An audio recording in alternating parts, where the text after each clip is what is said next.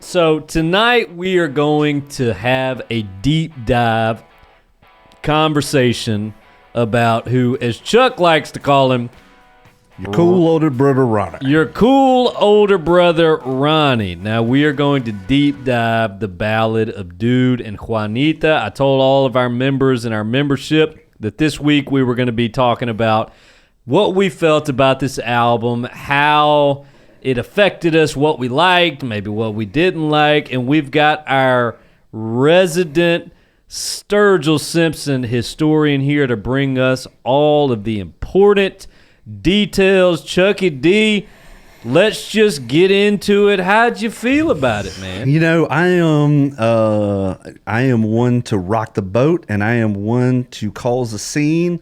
And I think I want to do that in this scenario, and I want to throw it straight to the fans, straight to the community, to all the Simpsons out there. What do you guys think? Is this his last album? Do you think this is happening? Do you think this is it? Do you think this is the 5? You know, if you've done your research. If you know, you know. If you know, you know. If you've done your research, Sturgill said while in an interview after he had busked outside of the CMA Awards, he laid out his whole concept for the character that is Sturgill Simpson and what the albums will be and the stages of life that they will represent. And he said he's going to do 5 albums. So, is this it? I want to hear what y'all think about it, because this is only it if we count some cutting grass. I think, is my math right? It's no, those don't count. It's like the Rocky Top Mountain, whatever it is. I can't remember. Meta Modern Sounds, Sailor's Guide to Earth, Fury, Sound and Fury, and then so those don't count. If those count, we'd be over. Cutting grass is count. just coverage. There's 5 without counting cutting grass. So we're at 5, right? We're at 5, and he said that the 5th album is going to be about absolution. There's no way. All right, because he's too young. What are we talking? Low 30s, mid 30s? Mm-hmm. Well, here's the thing. It might just be the end of Sturgill Simpson. That might not be the end of what he does in music. He's got 30 more years, hopefully, or 40 more years. Yeah, to do whatever. But the dude deletes his social media accounts every 2 weeks. I mean, he doesn't give a shit about what he's supposed to do. They're gonna be like, how are you gonna be successful without using your name? He's gonna be like, we'll build a new name. You know? I think, all right, let's just start with a little context. One, we are talking about this album in the context of being Sturgill fans. Mm-hmm. We love Sturgill. I think he is just the best of us intellectually, musically, in so many ways. So just, if you're looking for a non-biased review, this is not it. Nope. We love Sturgill. I'm telling you right now to go buy his T-shirts. He's got rad merch. Go buy his T-shirts. I didn't know so that. Cool. I didn't know that. He's got a shirt that says, "Who the fuck is Sturgill Simpson?" Yeah, I love that. You know. So just know that we are coming from a place of loving Sturgill, and all right. So let's just talk about the absolution thing first. Thing for a second. If you didn't watch that video, there's a video of him where he's busking in front of the CMAs when he wasn't even nominated for anything, and the year before he had won awards. And he talks about how his 5th album is going to be about absolution. So now that you've listened to the record, how do you feel like this album has to do with absolution? I don't get it. I don't either. Okay, I don't get it. How does so we knew we were going to do this video. I really racked my brain around how does this album tell the story of absolution, and I never heard it. I mean, I feel like it's more of a, if anything, it's more like a homecoming album, which maybe that's what Absolution is, because it's, the first album to be so rootsy. Yeah. And then this to be so rootsy in like a historical traditional sense, way. And for those of you who don't know, a technical definition of absolution. So I just Googled it because that's how we roll around here. Absolution is an ecclesiastical declaration of forgiveness of sins. Now, the reason we choose to use that definition is because he has specifically stated that the concept of this is from a Western and Christian concept Right. of absolution or of the life cycle, like the stages of life. I didn't feel the declaration of forgiveness of sins in any part of this record. The only thing that I can think of, and this might be a reach or it might just be Ronnie being Ronnie, y'all know what I'm talking about, but like it is such an old-fashioned Davy Crockett kind of story that it feels a little bit like a return to innocence. For example, spoilers for those of you who don't know the story. Lots of spoilers. One of the main plot points is that an Irish bandit abducts an outlaw. Seamus abducts Juanita and rides off and shoots old dude, and old dude chases him. There's no mention of Juanita being brutalized or anything like that. It's very, when he is reunited with Juanita, there's no mention of any of the gritty stuff that we would see in a film right now about that time period, about that same thing.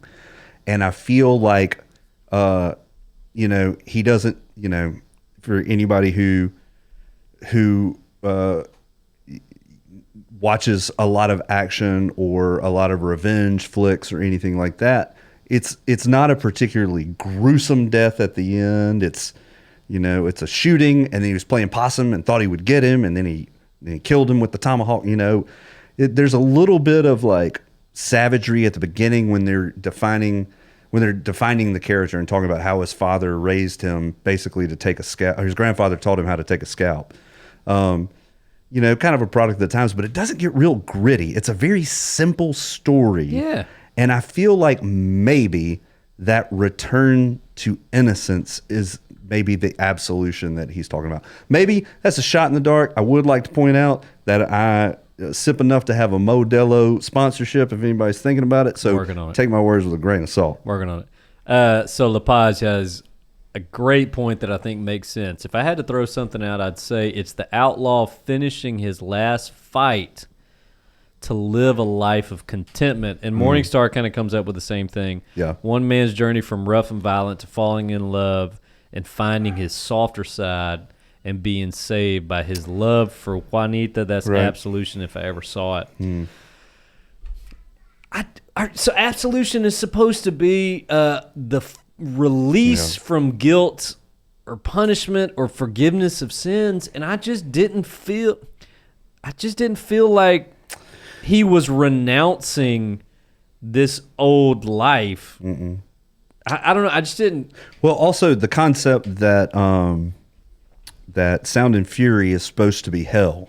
That is supposed to be sin and hell by his definition of the concept.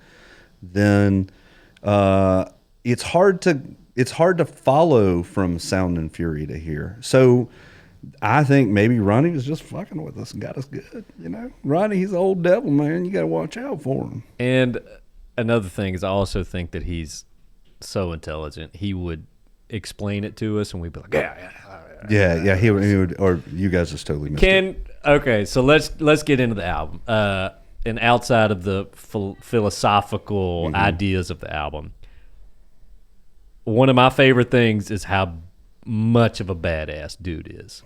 Like, the same way that I think about Ronnie, I think about dude. Like, there's just so many parts in the song where I was like, man, dude. Oh, dude, he's bad. He's real bad. Because, like, when my grandfather watches Westerns, and I used to all the time, I'd watch Westerns with my grandfather. And the same way that he talks about the hero of the story or the villain in the story, I just felt that same way about listening to Dude. And just that feeling of, man, Dude is amazing. He's a badass. He's incredible. And it just brought me back to sitting on a couch by my grandfather watching Tombstone or watching any old Western. And it was so cool to experience an audio version of that feeling, you know, if that makes any sense. I'd also like to say, since we're talking about the concept of absolution a moment ago, and I'm about to mention this quote, I do want to say I've noticed in the Discord, in the chat, how many people have asked that we not talk about religion. Yeah. And I respect that. I'm listening to that. I hear you guys. I understand the desire for this to be a place where people can escape drama, and I dig that. We'll talk about it. Burt and I are going to keep discussing important things about what this channel will be and all that stuff. But I want you guys to know that y'all are heard on that. We hear you. Yeah. And I also want to say that he's harder than the nails hammered Jesus' hands is one of the most hardcore lyrics. There was a song a few years ago. What was I thinking? That country song. Yeah. And it said something's daddy, so and so's daddy. He's like, so and so's daddy had a heart like a 9-pound hammer, born and raised in South Alabama. Maybe even did a little time in the Slammer. Yeah. What was I thinking? That's just such a crucial. Yeah. Like a heart like a 9-pound hammer, and like harder than the nails hammered Jesus' hands. Such a good metaphor. Such a strong metaphor. I love it. Love it. Okay, so favorite song. I'm probably on which we got some answers in here already. Mm-hmm. So Let's see. Benjamin said Sam was his fave. Mm-hmm. That's a said he record. cried listening to Sam. Mm-hmm. I think that's only so what is y'all's favorite song? We're going to talk about ours here in a second. But you know, what was if you had to pick one? I like Shamrock. I think it was called Shamrock, You right? like the old horse. Yeah. I liked the way that sonically moved. One in the saddle, one in the ground was a good, just like. That was such a killer lyric. That's kind of like a good. Killer. That's a good theme for the album, I feel like. But I like. So this is what I felt when I listen to Cutting Grass. I'm like, these are mostly Sturgill songs covered by Sturgill in a bluegrass fashion, and I dig them because of that, but I don't feel a lot of movement there. You know, we talk about dynamics. We talked in the Discord about chord dynamics and how you can carry people through a thing. A lot of times when I hear bluegrass, it doesn't carry me that much dynamically. Yeah. And I was a little bit worried that this being all the same musicians, there would be kind of this monotone feel that, like, no, hey, this is just how bluegrass is when it's classically done. There's kind of this monotonous like feel that it has, that Cutting Grass had at sometimes. It was very much not that, because of like conceptual things like Shamrock, because of Juanita, and just like the way that they used a variety of different sounds to tell the story, especially in Shamrock, of the chase and the you know, and just all, and how sonically different that was, and the fiddle making donkey noises at the end. OMJ, y'all. It was a bop. So y'all let us know in the comments what was your favorite song. I'm gonna have to go. All right. So I got 3: Sam, Juanita, and Old Dude Part 2. Mm-hmm. I'm probably gonna stick with Old Dude Part 2 because first off, getting immersed in an album like this is the first time that I've been really immersed in an album as much as this. Where, you know, when you intently listen to something, to where, you know, we listen to a lot of music on this stream, and it's hard to like focus for a long time. But like I sat down in my studio, put my headphones on, turned everything else off, had a cold daddy, and just listened. And that feeling when you get to Old Dude Part 2, and then he just talks about how badass he is. Like, it just felt so good. There were so many lyrics in there that I was just like, ah. So I would have to throw down for Old Dude Part 2. LaPie says Willie was on Juanita. Yeah, you could feel Willie Yeah, very much all over it when he played that. that guitar has such a distinctive sound that he hits that one note. It's like blam blam blam blam blam blam blam blam blam, and his vibrato, and it's all that just he puts fingers on it, and the guitar just sings to all the girls. You got some more Shamrock fans in here with you. Yeah. Snapback. I think it was like I think it was a good. It talks about the mule being a badass, kind of where a dude talked about, and I just liked vocally. I liked vocally that they did so much on this album, including a lot of like really low singing. Burt and I got real low voices, so I like it whenever somebody's bringing the low part. I love that so what much. was the name of the song where he doubled the vocals? Was that? I think he doubles the vocals on Shamrock. Shamrock was it? Yeah. It just felt like such a different turn. Mm-hmm. I felt like that was the one song that was traditional, but he put that like creative Sturgill vibe on it. Yeah, and you could have made an album about all this stuff that wasn't nearly as creative or experimental as it was. It wasn't nearly as outside the box. You could have made a very white bread, like the most white bread Nickel Creek material type album, and been like, this is about an old Kentucky man hunting down his wife who was stolen, and like, but this dude he made bold choices, and it sonically affected the album. I'm just telling y'all, man, Ronnie's the coolest. He's just the coolest. Oh, Uncle Ron. Brother Ronnie. Brother Ronnie. So Morningstar wants me to get his comment in All right, there. here we go. This album either took months to complete and polish to the high mirror shine it has, or was put together in a week and was all feel. Every word seems so intentionally picked, given it's so little of them. Yep. That's a good point. It was a little too bluegrassy for my blood, but I enjoyed it for the super tight writing, no waste of space, and thematic quality of the story. So Old Dude 2, Juanita and Sam. Hey, me too, man. Yep. All right. So the next question that I have is, what was your favorite lyric? I think there's a couple that are already floating around. Let's see. I just saw it. One on the ground is worth three in the saddle. Yep. Is hell of a lyric. Mm-hmm. The lyric about the nails, as tough as nails in Jesus' hands. Mm-hmm. Hell of a lyric. There was one other. What was the line about dude being like the line about not fearing beasts nor feared neither beast nor man or something like that. That whole like there was like a section where it was just talking about how badass of a guy old dude was that I was like loving the lyrics. So what was your favorite? What was your favorite lyric? I think I jumped the gun. You did throw it out there. I did. I think the nails hammer Jesus hand is it's just such a bold lyric, and it sounds like something the old timers would say. Like the old dude who, like, one time I knew this country guy who said, "Oh, Bill, man, if he has one beer, he is the drunkest son-bitch up in that place." And like just that kind of weird old talk that oh, he harder than the nails hammered Jesus' hands. It just is such good. I love those old metaphors. I just found out the other day that and I'm not gonna tell that story. That'd probably get Burt fired. Anyway, tell me next time on Let's Get Burt Fired. Cody's got a great lyric here. You want to check it out? Yeah. A great comment.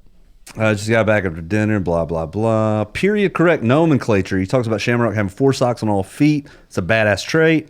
It'd be a flashy mule since they don't get their markings from the horse side of the breeding. So I love the fact that we have people here who can just like bring the knowledge and bring the action. Like, I think it's just really cool that we have people that know so much stuff about stuff that we don't. And that we can have people like Cody, who is very knowledgeable about many things, God, why am I being so nice to this guy? I love Very knowledgeable Cody, about man. many things, sharing his stuff with us. Cody been up in that Discord giving us advice on what to do with his garage. We're going to talk about that here in a little bit. About to earn himself a credit card points trip down here. I Keep got throwing him, out this free labors. I got him. Let's see. Chuck, do I have the video for you on old man sayings? Old time metaphor, hotter than two old gray squirrels getting it on in a wool sock. Yep. That's a good one. Yep. Later give us some more of those sayings y'all got. Later in the album, he talks about an iron ball for his rifle. I'm not positive that would have been period correct. Do we have a firm date for this? So it says he was born in 1829, of course, right? 1929. Can't be 1929. Yeah. No way. He was scalping people. What do you guys think? 1829, 1929? Somebody stole his wife. I thought it said 19. Did it not say 19? I think it said born in 29. 1829. Yeah, born in 29. Yeah. Yeah. Man, I hate to look at this. They're about to foul on your ass, man. This is like that time. Okay, so look, back in the day, we played in a country band, right? Have I told this story about your hat? I don't know. Burt goes to the boot store to buy a black cowboy hat because he wants that black hat, wants that Garth hat, right? It's sexy. And it has a logo on the side of it that says PBR. And Burt goes, professional bull racing. Yeah. Serious as can be. Serious as can be. Professional bull racing. You're going to say your classic line about church? What is my classic line about church? That you can't ever not. You can never stop being from church. Never stop. I mean, I grew up You listening can never stop being from I church. grew up listening to like Christian music, Yeah. man. Y'all got to leave me alone. I know I cannot run a trot line, but I know all the Amy Grant lyrics. Dude, I can sing all the Christian songs. Yeah. They used to pay me a lot of money. Sometimes I regret not letting them pay me all the money anymore. These old boys are getting into it here. TLP, I think a lot of guys still shot smooth bore balls because the rifle barrels were expensive. Look at these guys knowing their stuff. You guys get off of this own subject material. Let's talk about Amy Grant. An iron ball. Colder than a witch's. Are we on the same one? Nope. All right. We can do that with Colder than a witch's nipple, wearing a brass bra, doing push-ups in the snow is one I've heard from my dad. Renegale, your dad's pretty cool to share that stuff with you. I hope you all have a good relationship. I think when dude was old enough to be shooting rifles, he'd have been in an era with both. Ben James says mini ball didn't come out till mid 1800s, just before the Civil War. Yeah, they all talk about stuff, man. Y'all, if y'all need me to help you with your YouTube channels, we can talk about that. But my father's eyes. It's Amy Grant. So all right, so we've got our favorite songs. Preach. That was perfect time. Nailed it. We got our favorite songs. Got our favorite lyrics. We talked about how badass dude is, how amazing Sturgill is. You got any final thoughts that you'd like to throw down? I could have done with 58 minutes of this album. 28 was a little short for me, and in fact, it was short. I'm surprised to say that because when my initial expectation was that this would be very standard bluegrass. And I feel like the reason I like Cutting Grass so much is not because it's bluegrass, it's because they're Sturgill songs, really. Yeah. And I love that, man. I just love the recipe of what he knows. He's got great songs. He's like, let's do them bluegrass style, and I just have fun with it. I'd probably listen to the hip hop album that he did of his music, you know. But he did rock. He did rock, man. Ronnie making the bases. He'd round the bases. About to be that collaboration with a Tupac hologram is going to be his piece de resistance. So my final sayings on the album was I thought it was really cool. It really took me back to an era that I don't know anything about that was fun to learn about. It didn't own me. It didn't rule me like some other albums did. I think just the fact that it's bluegrass, I struggled to really let it affect me. Like I just don't feel as much for bluegrass songs as I do for other styles of music, so that was always going to be difficult for me. But the storytelling was just fantastic. I literally felt like I was watching a Western without watching anything. And this is the best compliment I can give. It made me feel like I was sitting in a chair beside my papaw watching an old Western and him like enjoying it, and therefore I enjoyed it. And so I thought it was great, man. I thought it was super good. And we love a hero. Old dude's a hero. He biting down on that bark to keep the pain at bay while he rode for God knows how long. That line about how when he got shot and then he woke up with Sam had already cleaned his wound and the bullet had already gone through. I was like, that is the most badass thing ever. Like, just imagine if I woke up with a gunshot wound, I ain't going riding on no horses.